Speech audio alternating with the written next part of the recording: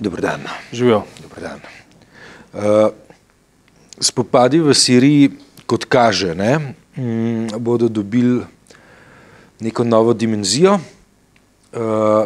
Rusija še naprej brani obstoječo oblast. Zahodne sile bi rade obstoječo oblast spodnesle. V tem kontekstu se ISIS krepi in preganja ljudi na pot. 10 milijonov ljudi je razseljenih, begunci so pred vrati, za vrati Nemčija že zapira vrata. Barack Obama in Vladimir Putin sta se pa srečala v New Yorku ob robu vrha Združenih narodov in v napetem ozračju uro in pol debatirala za zaprtimi vrati.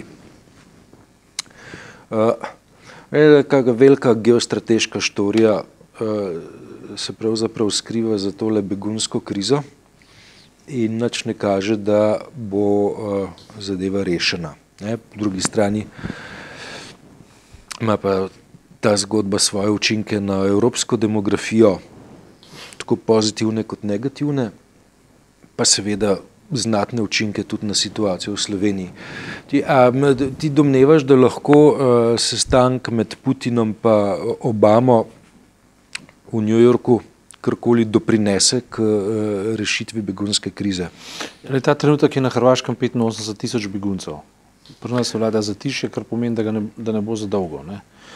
To je en podatek. Drugi podatek je to, da so Nemci po malem frustrirani zato, ker so odrinjeni od velikih svetovnih dogajanj. Velika svetovna dogajanja se pa dogajajo v interesih velesil na Bližnjem vzhodu. Velesili sta pa ta trenutek slej kot prej Amerika pa Rusija. Ali pa stalne članice Varnostnega sveta, ker Nemčija pač ni. Ja, ampak Rusija pa Amerika sta ta trenutek tisti dve, ki razpolagata z relevantno jedrsko silo, z relevantnimi jedrskimi programi, in zato so oni skupaj poskušali urediti jedrski problem v Iranu, ga spraviti pod kontrolo. Hkrati je pa Putin tisti, ki je zdaj začel voditi igro za zatiranje ali pa za zatrtje ISIS-a na Bližnjem vzhodu in si najdel način, kako bo ukorakal in kako bo svoje interese zadovoljil v Siriji in s tem na Bližnjem vzhodu in seveda potencialno preuredil in v Mediteranu, potem, in v svetu, če hočeš, zaradi tega, ker hoče preurediti svetovna geostrateška razmerja. In to mu zelo dobro uspeva. Američani se več kot očitno ukvarjajo s tem, kako se s tem izzivom soočiti. Evropa, zlasti Nemčija, se ukvarja pa z begunci. In to je zdaj približen okvir, ki je ta trenutek veljaven, in Nemci bodo prej ali slej, oziroma to že počnejo, morali začeti v svojem humanitarno-ekonomskem programu pravzaprav določati limite, ker po eni strani je res, da bodo zadovoljevali pač potrebo po svoji delovni sili, sam na drugi strani so pa to trendi, ki jih ni mogoče nadzorovati, dolgoročno ni mogoče nadzorovati drugače, kot tako, da se vmešaš pač v izvore problema in ga rešiti. In zdaj to, kar počneta, kar se dogovarjata Združene države Amerike pa Rusija o tem, da bosta uničila ISIS, je seveda na prvo žogo ali pa na prvi pogled pravilna poteza, na drugi pogled pa problem vrača v svoje izhodišče. To se pravi, problem tam ni nastal zato, ker je bil tam ISIS, ampak je ISIS nastal zato, ker je bil problem. ISIS je nastal v vakuumu. Tako je. In to, kar... Vakuum se je pa pojavil zato, ker je ena velesila sklenila, da je treba obstoječo oblast zamenjati, druga velesila je pa sklenila, da je treba podpreti. Ja, ker geostrateška neravnovesja na Bližnjem vzhodu so plod nekih hudih in močnih interesov velesil, v bistvu se skupaj vrača na podobno shemo, kot je bilo v Afganistanu. v 70-ih in potem še enkrat, zdaj zanimivo, da se spet v Afganistanu talibi dvigujejo glavo. Ne. Vse skupaj je povezan z terorizmom, vse skupaj je povezan z tem, kako tako imenovan demokratični zahodni svet poskušal zmanjšati vlogo Rusije in prej Sovjetske zveze. Rusija seveda zdaj brani svoje strateške interese tako, da se deloma vmešava v konflikte, deloma konflikte povzroča, deloma jih odpravlja. Ne. Ali pa skratka, opozarja na se, ne, da hoče in ostaja velesila. Ne. In mi smo pač sredi tokrat, kako že nek poslanec rekel, med tnalom in nakovalom. Ne. Ja, mi smo pol periferija, prek katere periferija prečka teritorij, da bi prišla do Nemčije. Ne. Ja, Nemčija je pa sama periferna država v smislu vojaških velesil in interesov. Ne. Nemčija je v tem primeru paradoksalno periferna država z ambicijami, da bi morda vendarle postala kaj več, hkrati pa z omejitvami, pač kar vojaško, ne, domnevam, ne namerava posegati, ne, v zgodbo. Kaj storiti, pravo vprašanje? Kaj storiti? No, kaj? Logiko treba spreminjati. Ne. In seveda, če ti vstopiš v argument, ga govoriš zelo na glas, ni pomembno sferi, ki si majhana. Ne. Če pa stopiš v logiko, potem pa moč šteje. Pri argumentu imaš moč, če ga izrečeš. Pri logiki, kakršno nam vsiljujejo, ne, ga pa nikoli ne boš imel, zato ker si premajhan vedno. Ne, ker boš vedno premajhan. Ne. To se pravi, kaj lahko neka suverena država stori? To, zdaj govoriš o Sloveniji ali o Nemčiji? Vsaki. Ja. Tudi in predvsem v Sloveniji, ampak Nemčija ima popolnoma isto logiko. Ne. Če Nemčija ne more biti velesila v klasičnem vojaškem pomenu besede, je pa lahko velesila v stališču, ki ga postavi suvereno. Isto velja pa za Slovenijo. Ne. In tukaj je pač treba izrekati prvič humanitarna gesla, ampak ne samo gesla, ampak zavezujoča stališča, ki obvezujejo in angažirajo prvič. In drugo, kar je, treba je povedati, kaj je prav pa kaj narobe. Ampak to zelo jasno. Ne. To se treba pa dogovarjati. Ja, zdaj, veš, kaj je prav pa kaj narobe, ne? Spet pri tem, ne, veš, da Evropa je imela nekaj stoletij, ne, ta privilegij, da se je hvalila svojo vlogo izrekanja, kaj prav, kaj pa narobe. Ne. Zdaj, v zadnjih 2 desetletjih se je Evropa postavila na način, ko je sestavljena iz nekdanje Zahodne Evrope, pa iz parih držav nekdanjega vzhodnega bloka in pri iskanju odgovora, kaj je prav, kaj pa narobe, Evropa nima srečne roke. Ne. Evropa predvsem nima enotnega mnenja. Poljaki bodo rekli, da je prav, če beguncev ne pustimo v osrčje krščanskega katoliškega sveta. Ne. Enako kot kaže, velja za Slovaško, Češko. Madžarska se podobno ravna in Češka konec koncev tudi. Ne. Je nekaj zanimivo, ne? Ker kljub temu, prvo, kar je to, Evropa ne obstaja, obstaja Evropska unija, Evropa je pa sam geografski pa zgodovinski pojem. Ne? Se pravi, Evropska unija pa ni mednarodno pravni subjekt, to je handicap. Ne? Po en stran se vzpostavlja kot neka sila, ali pa kot neka civilizacijska velesila, hkrati pa kot pravni subjekt sploh ne obstaja, ampak obstaja skupek suverenih držav, ki imajo različna stališča. To je prvi handicap. Drugi handicap je v popolnoma različnih političnih filozofijah. Recimo Nemčija ima politično filozofijo, ki je izrazito odprta, liberalna in pa moderna. Ne? Recimo Poljska, Slovaška imajo pa nek konglomerat modernega izrekanja in popolnoma predmodernega mišljenja in še bolj predmodernega ravnanja. Ne?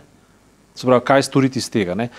Tretji handicap je to, ne, da se bo v bistvu, to je pa zdaj že bolj na ravni religij, ne, to se pravi, moderna država se sama po sebi izčrpava že kot religija. Ampak na drugi strani imamo pa argument, ne, da zdaj islam udira v krščanski svet, ne, oziroma da seka v krščanske korenine. Ljudje prihajajo iz regije, iz Bližnjega vzhoda in sekajo krščanske korenine. Ne.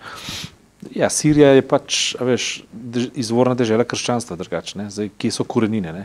Kje so korenine? Ne? To je zdaj zelo zanimivo vprašanje. In to, kar se dogaja na Poljskem ali pa če vzamemo na Slovaškem, so bili argumenti, ki... Mislim, Sirija lahko rečeš, da je izvorno dežela krščanstva, Seveda, ne? Lahko greš pa še 8000 let nazaj, pa lahko rečeš, da je izvorno dežela, ne, kjer so nastali fundamenti tega, čemur danes pravimo civilizacija. Ne. Smo to v priliki že govorili. Drugo, kar je, ne, kar se tiče, zakaj to govoriva zdaj. Ne. Govoriva to zato, ker recimo na deželnih volitvah v Avstriji so v bistvu... Veličastno so Hajderjevi potomci zmagali. Ne. Tako je, ne. Razbremenjeni. In to se bo dogajalo. Dogajalo se bo po imenu tega, ne, da bo stekla notranja diferencijacija in v bistvu morali preverjati, a veš, kaj v bistvu ti moderni lokalni nacionalizmi sploh še pomenijo. Na začetku bodo seveda dvignili glavo, potem se bodo pa izvotlili. Recimo tipičen primer je slovenska katoliška cerkev, ki se je zdaj v zadnjih največ 10 letih agresivno vezala na desnico, hkrati ugotovila, da je zapustila svojo, kako ne rečem, versko doktrino v korist popolnoma nesprejemljivih, bom rekel, takih desno-domačijskih idej, ki se na koncu rezultirajo v nestrpnosti. Ne. In zato se je očitno, mislim, tega ni razglasila, ampak jaz to opazujem, ne, se je očitno nekako potiho ozrla vase, spametovala in recimo na primeru beguncev izdelala sjajna stališča. Ne. To se pravi, Načkov Zore je rekel, beguncem je treba pomagati, oni niso krivi za to, da so begunci, treba je pogledati pa tudi vzroke, no in te vzroki, o katerih je on govoril, so prava stvar. Popolnoma isti jezik je govoril papež v Združenih narodih in pa v Ameriki, ne, za svojim znamenitim fičkom, ne, ki je se med tistimi v koloni tistih džipov vozil po ulicah New Yorka. Slovenski rojak ga je bojkotiral. Ja, slovenski, točno, Gosar, ne. Iz Arizone. Iz Arizone ga je bojkotiral, ne. Slava mu, ne. Večna, in to je ta slovenska neumnost, ne. Ampak hočem to povedati. Isto se dogaja pa na Poljskem, pa na Slovaškem, ne, ki govorijo o krščanskih korenih, o nekih tradicijah in v bistvu sebe votlijo na način, ki je za njih popolnoma neproduktiven in se bo izkazal na koncu kot čistilen. Tako kot se je v Sloveniji pokazala, ne, da je v bistvu cerkev prehodila neko samo čistilno, oziroma še hodi. Upam, da jo hodi, no, ampak to, kar Načkov izkazuje, kaže, da je neka katarzična pot. Ne, če se spomnimo še prejšnjega Načkova in zdajšnjega kardinala, ne, ki je v bistvu se še boril proti temu, da bi v Ljubljani dopustili, ne da bi dopustili gradnjo džamije, ne, če se spomniš, ki zdaj tukaj za našo hišo nastaja, ne. A veš, je to zdaj popolnoma druga govorica, ne. Pomagajmo človeku, ne. Pomagajmo človeku, ne. In zdaj smo pravzaprav vsi postavljeni v položaj, ko je treba preverjati temeljne lastne, prvič ideologije, lastnih prepričanj, lastne zgodovine in pokazati veliko mero prilagodljivosti na prihodnost, ne, na čase, ki prihajajo. In ta prilagodljivost kaže na to, da so vse, a veš, velike nacionalne ideje lahko prikaz svetlega razmišljanja našega razvoja absolutno neuporabne za prihodnost. Ne. Kaj pa prihodnost bo prinesla, tega ne vemo, vemo pa nekaj, da orientacijske točke za prihodnost so lahko empatija, človekove pravice, dogovor, sodelovanje, razmišljanje in pa izgovarjanje pravih, ne le besed, ampak tudi misli v pravi diagnozi, kaj v resnici se dogaja. Tisto, kar v resnici se dogaja, ima opraviti s tem, kar smo tudi ta teden v delu lahko prebirali, ne, da je ta družba agresivno prehitela za idejo prostega pretoka kapitala kot temeljne liberalne vrline, ne, ima pa velike težave pri prostem pretoku ljudi. To se pravi, če prosti pretok ljudi ni mogoč, kar očitno ni mogoč, zato ker ni vzdržen, ne, zato ker bojo sistemi popokali, potem je treba tudi prostemu kapitalu nadeti uzde. Ker povzroča to interesi kapitala, interesi velesil, interesi orožja, politični interesi moči, povzročajo to stanje. In v te vzroke je treba prodreti in jih začeti imenovati za svojo besedo. In suverene države imajo v Združenih narodih pač besedo, lahko to povedo in to na glas povedo. In bodo to morali storiti. To je moja poanta. Že veva, kaj je predsednik vlade Republike Slovenije Miro Cerar v Združenih narodih prijavil? Čakava še. Ja, jaz pričakujem ne v zvezi z njim, ne v zvezi s tem, ampak od vsake suverene države pričakujem pravzaprav prepoznavna stališča, ki se jih bomo zapomnili, spomnili in jih lahko citirali. Ne? Ker samo to bo rešilo. Ker to, kar se zdaj dogaja kot rešitev Sirije, je samo vstop v nov problem, to ti zdaj lahko rečem. To, da bodo oni potavkali ISIS, ne? Se seveda na prvo žogo sliši prav, jaz mislim, da jih je treba potavčiti in to radikalno. Ne? Ampak kaj bodo tepli? Tepli bodo lastno senco. Ne? Tepli bodo, skakali bojo čez svojo senco. Ne? Se so vendar oni to senco ustvarili. Ne? In zdaj bodo tisti ljudje, ki so senco ustvarili, skakali čez lastno senco in se delali, da sence ne bo več, lepo te prosim, ne bo šlo. Ne bo šlo, ne? 85.000 ljudi je na Hrvaškem. Ne? In ta debata o strukturi ljudi, ali so noter prevaranti, ali so ekonomski migranti, to je sekundarna debata. To sploh ne more biti temeljna debata. To je debata za pogovor v drugem krogu. Ne? Ja, ne, hkrati pa tako, ne, veš, mislim, ja, 70-80 tisoč ljudi na Hrvaškem, ne. Ne smemo pozabiti, a veš, da je v Turčiji in Jordaniji v obeh državah, ne, vsaki posebej, milijonska množica ljudi, ki so bili prisiljeni zbežati iz Sirije. Ne? In da Turčija in Jordanija in Libanon konec koncev, ne? Vse tri države nosijo begunsko breme, ki je neprimerno večje od bremena, ki je naloženo v tem trenutku v Evropi. Ne? Sam kaj kolegi poročajo? Ne? Kolegi poročajo to, ne? Da so Grki enostavno dvignili roke in pošiljajo ljudi v Makedonijo. In da je v Turčiji vzniknil biznis kot tržna priložnost, ki se ponuja pač Sircem, ne, od 600 do 800 evrov stane ne to, da vas prešvercamo, ampak da vas naložimo v avtobuse in vas pripeljemo v Srbijo, do Srbije. To je 800 evrov, od tam naprej toliko več. Ne. Ampak v Srbijo jih pripeljajo čistko, veš, kot biznis, ne zdaj tisto, veš, kot neko tajno begunsko delovanje, ampak lepo kot biznis. Na Balkanu so izumili nov biznis in to je problem, ki ga je treba reševati iz pozicije cilja, to je iz pozicije Nemčije. Ne? Nemčija očitno že deluje na tem. Na prvi, ki bodo v bistvu vlekli kratko, so Kosovarji. Ti imaš problem s tem biznisom? Imam, zaradi tega, ker so goljufi tisti, ki stisko ljudi tržijo. Mislim, jaz sem pa tako rekel, ne, jaz imam problem z ljudmi, ki nalagajo begunce v čovne in jih potem prevračajo pred otokom. Se to isto. Avtobus, čovn, to je vse biznis, ne, za njih.